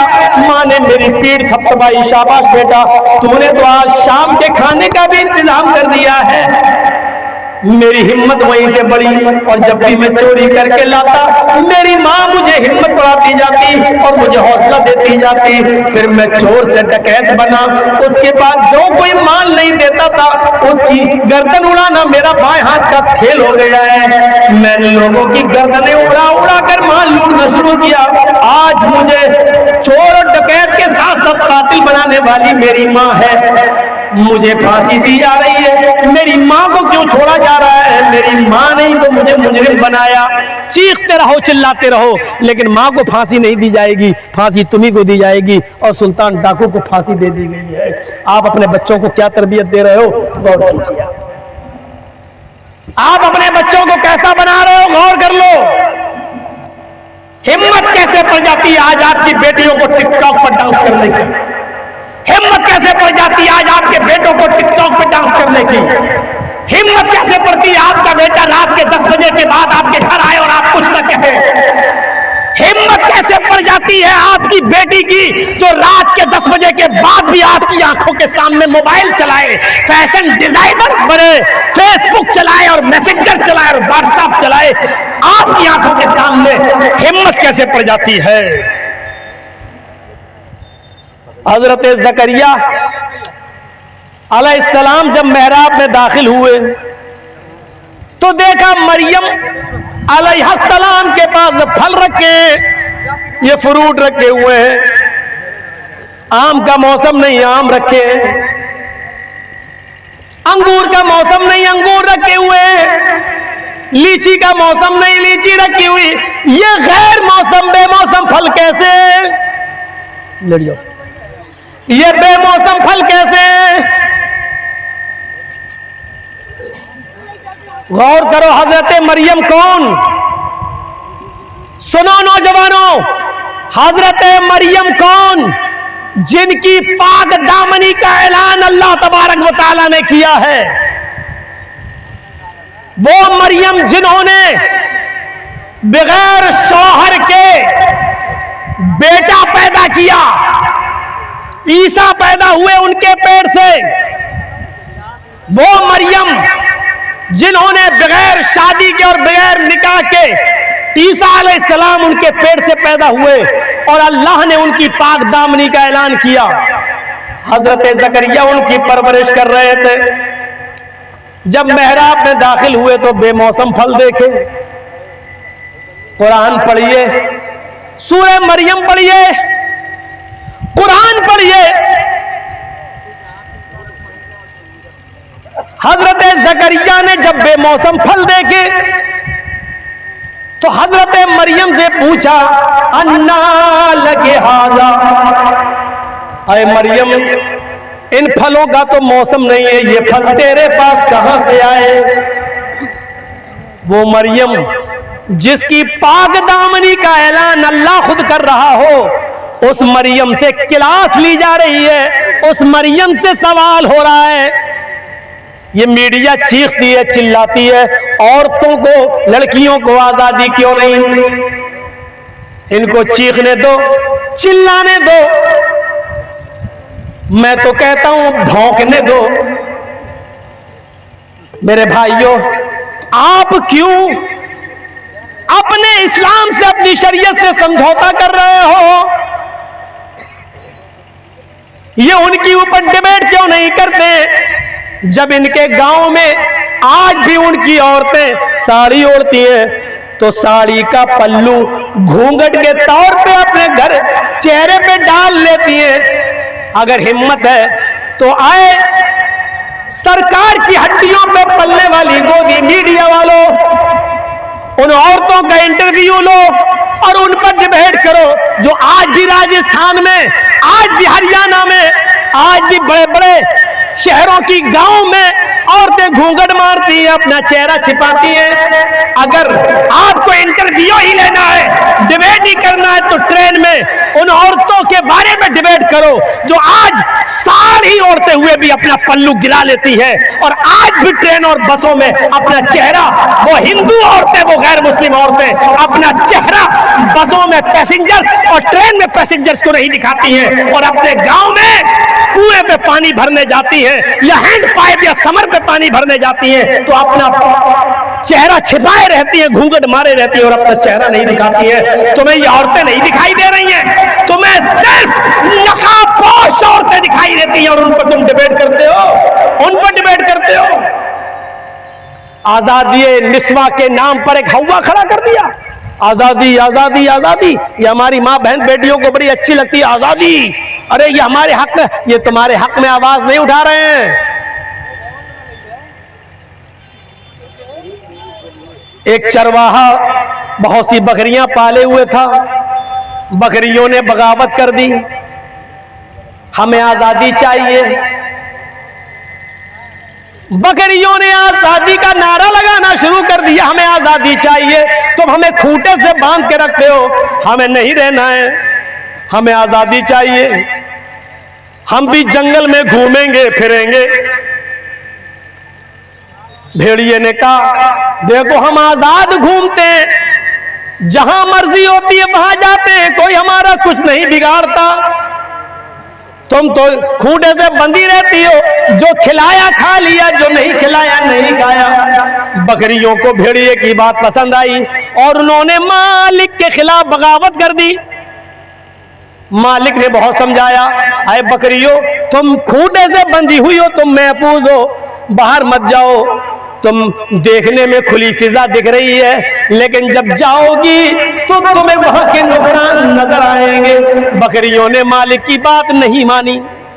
एक बूढ़ी बकरी भी चीखती रही, आए मेरी बेटियों, आए मेरी बच्चियों, तुम बाहर न जाओ, तुम्हारे मालिक ने तुम्हें जहां बांधा है रहो, जो खिलाता है खाओ। बाहर की फिजा देखने में अच्छी है, लेकिन हकीकत में वहां तुम्हें सेफ्टी नहीं मिलेगी, वहां तुम अपने आप को महफूज नहीं पाओगी। इन बकरियों ने कहा, अरे बूढ़ी बकरी से, अम्मा तुम तो बुढ़ी हो चुकी हो, तुम तो अपने दिन पूरे कर चुकी हो, तुम्हें क्या मतलब, 2-4 महीने की रह गई हो, गुजार लो, हमारी तो अभी जिंदगी पड़ी है, हमें तो आजादी चाहिए। मालिक को गुस्सा आया, बकरियों ने खाना पीना छोड़ दिया, भूख हड़ताल कर दी, हमें आजादी चाहिए। मालिक ने भी उनको अपने खूंटे से आजाद कर दिया। लो, अब तुम हमारे बंदिश में नहीं रहना चाहती हो, हमारे खूंटे में नहीं रहना चाहती हो, तो जाओ।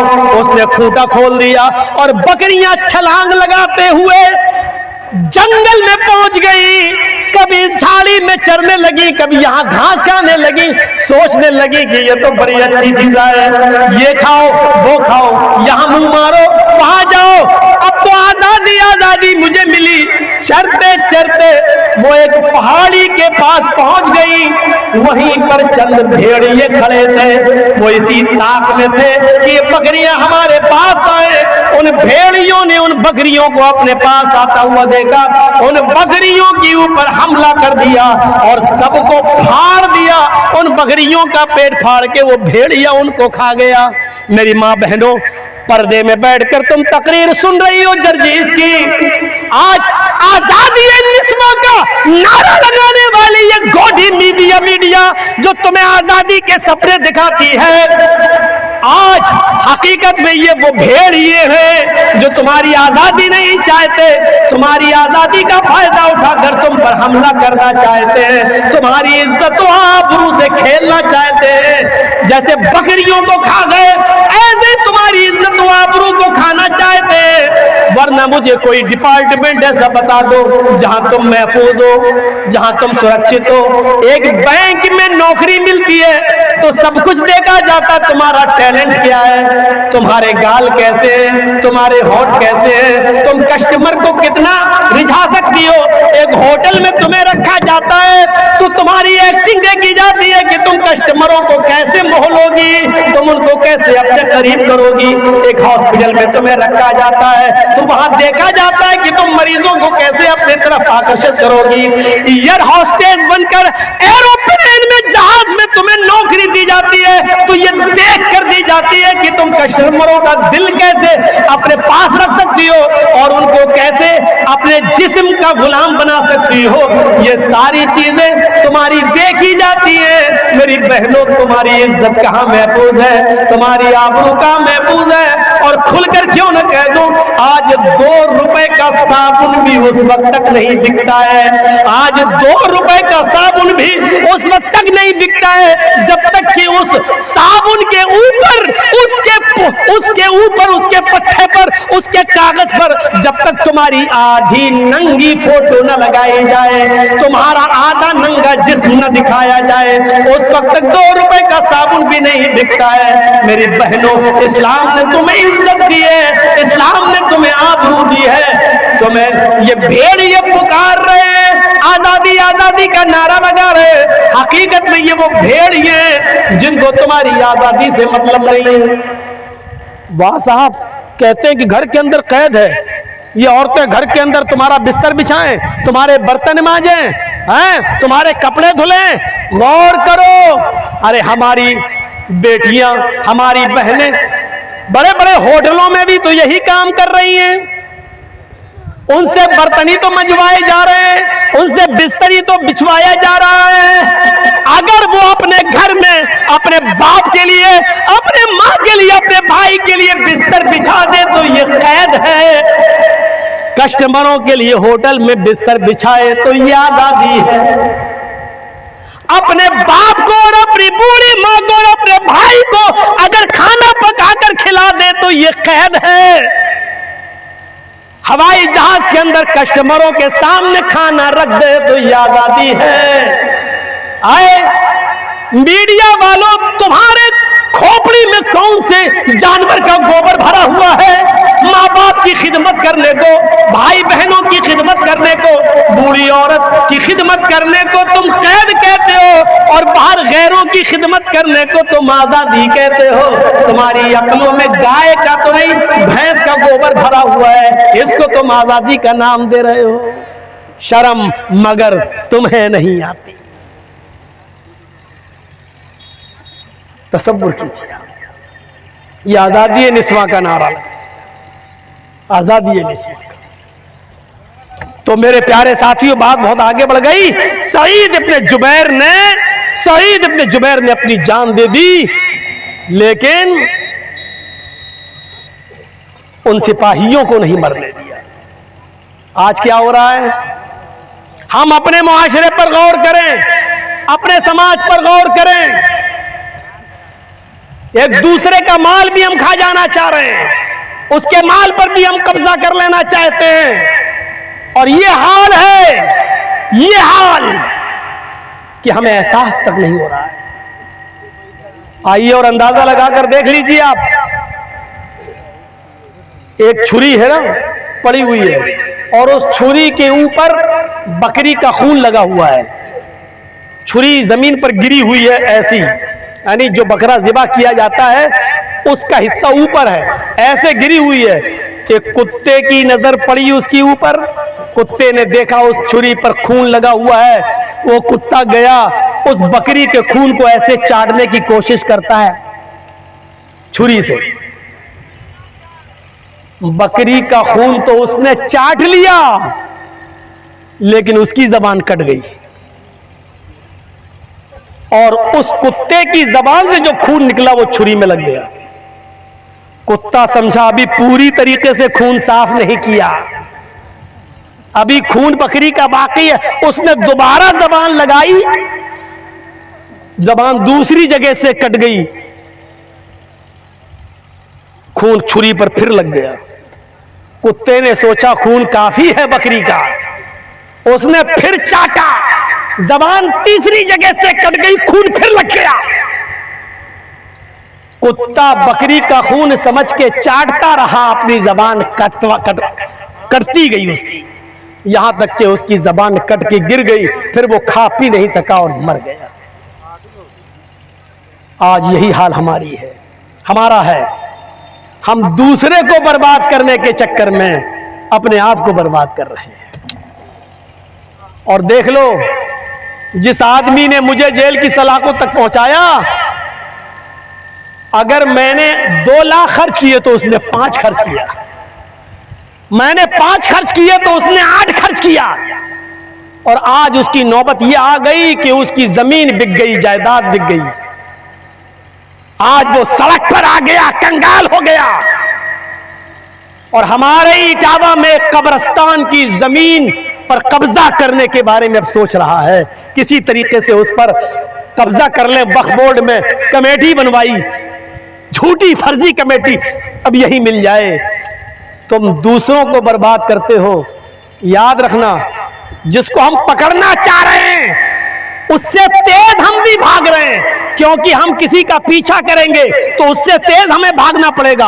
आप यह मत समझो कि जिसके पीछे आप पड़े हो वो थक रहा है, आप उसके पीछे पड़े हो, आप उससे ज्यादा थक रहे हो, क्योंकि उससे ज्यादा तेज स्पीड में आपको भी दौड़ना पड़ रहा है, आपको भी भागना पड़ रहा है।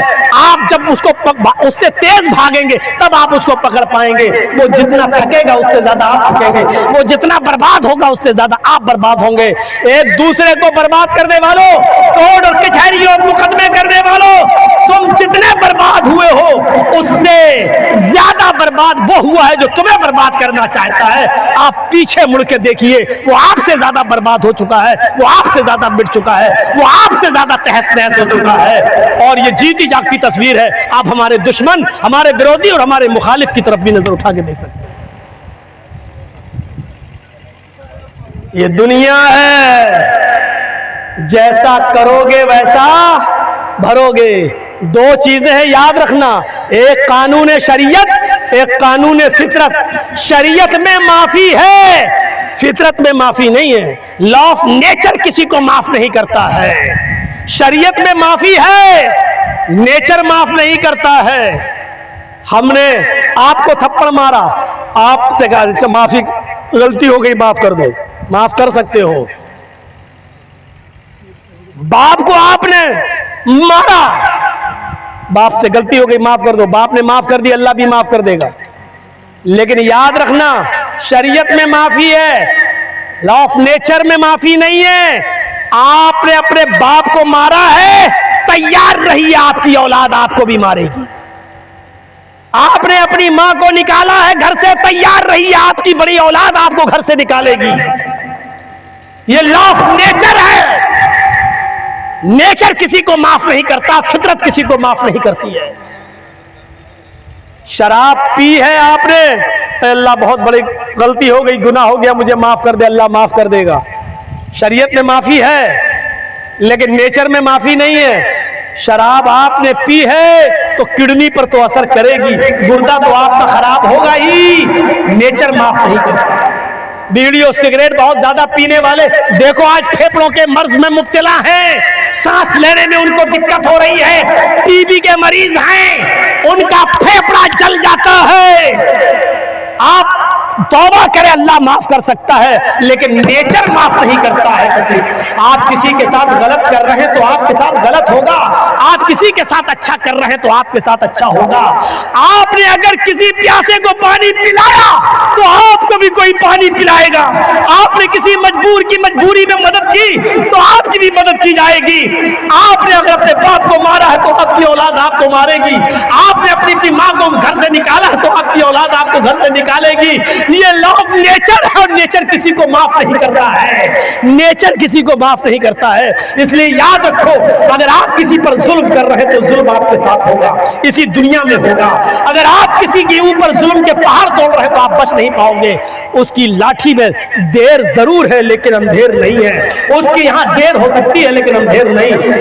ना इंसाफी नहीं होती है, ना इंसाफी नहीं होती है। इसलिए एक दूसरे के साथ बुरा करना छोड़ दो, एक दूसरे के साथ बुरा करना छोड़ दो, हमेशा अच्छा करो, लुक़्मा हलाल खाओ, अपने भाई की मदद करो।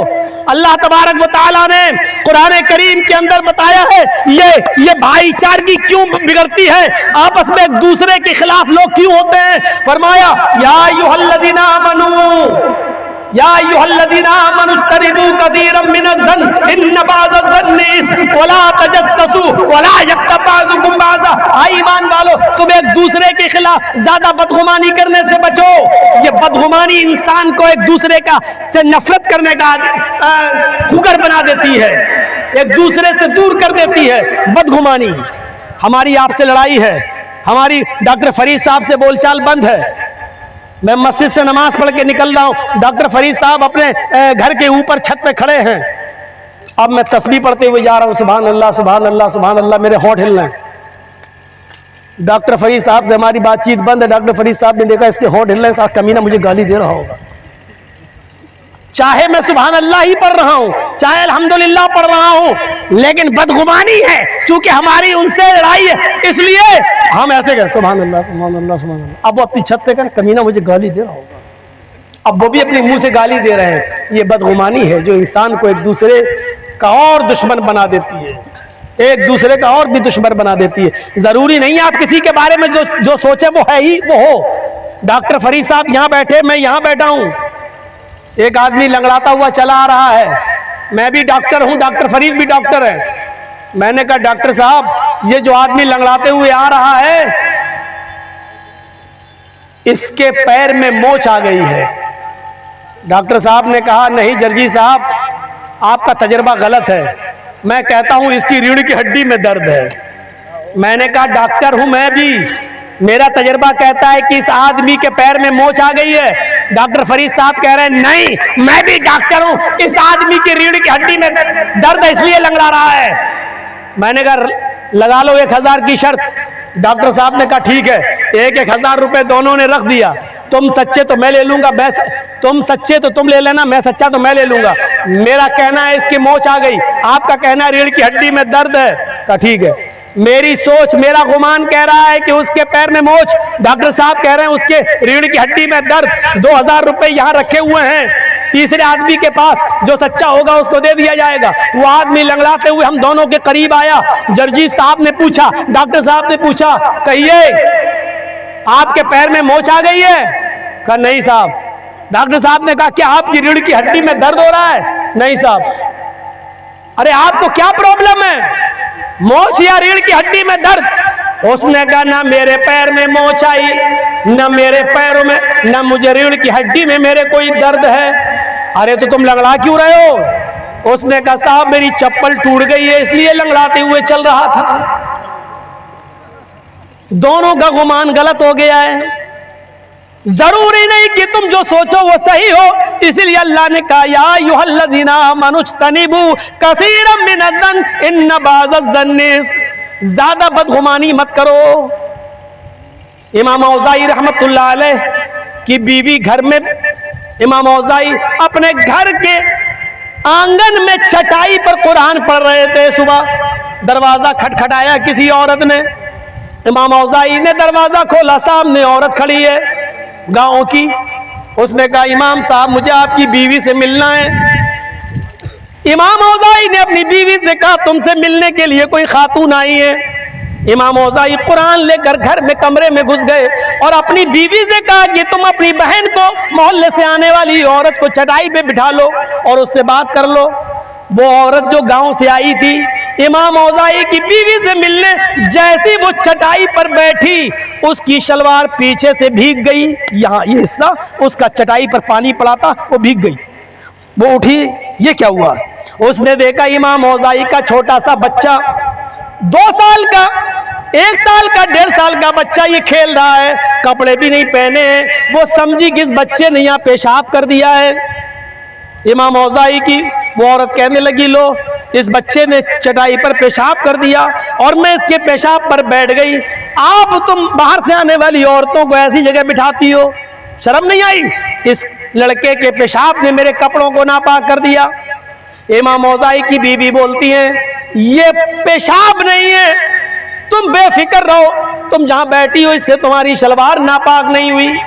वो कहने लगी मैं कैसे मान लूं, बच्चे का कपड़ा भीगा हुआ है, चड्डी उसकी उतरी हुई है, कपड़ा पहना नहीं है, चटाई से उतर कर भी गया है, चटाई पर पानी पड़ा है और आप कह रही हो ये पेशाब नहीं है।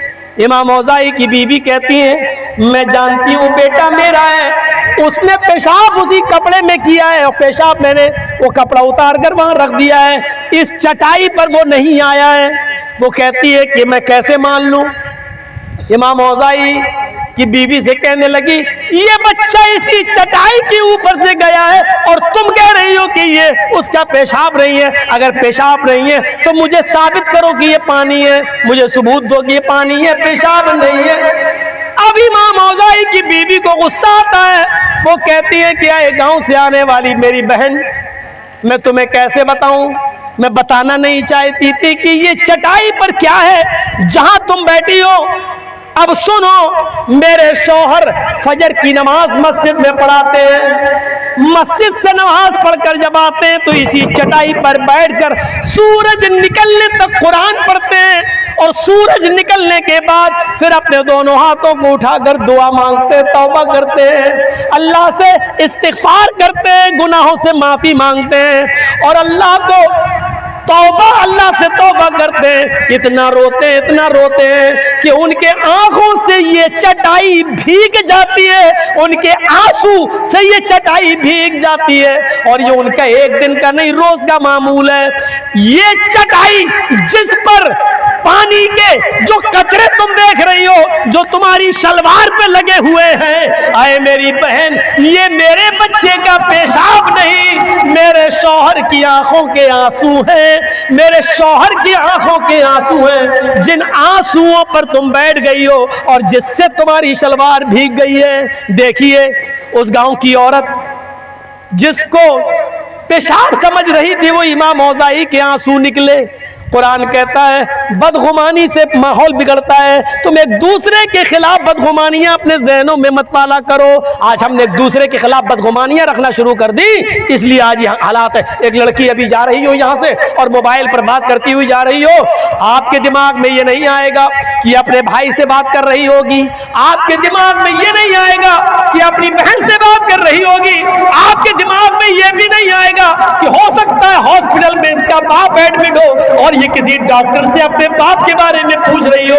आपके बारे जहन में एक ही गुमान आएगा, ये लड़की अकेली जल्दी जल्दी मोबाइल से बात करती हुई जा रही है, जरूर अपने बॉयफ्रेंड से बात कर रही है और जल्दी जल्दी जाने का मकसद ये है कि वो जल्दी उससे मिलना चाहती है ताकि गांव और मोहल्ले का कोई दूसरा आदमी न देख ले।